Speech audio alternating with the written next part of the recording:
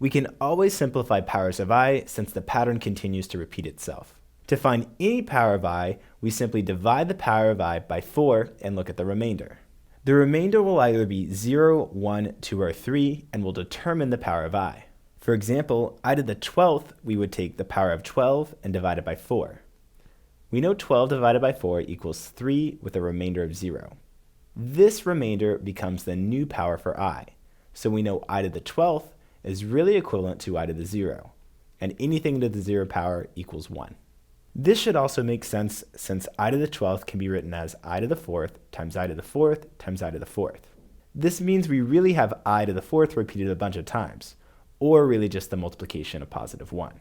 It's easiest to simplify any power of I by dividing the power by 4 and looking at the remainder. This will be our new power of I.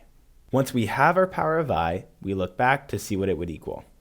In this case, we don't need to since we have I to the 0 and anything raised to the 0 power equals 1.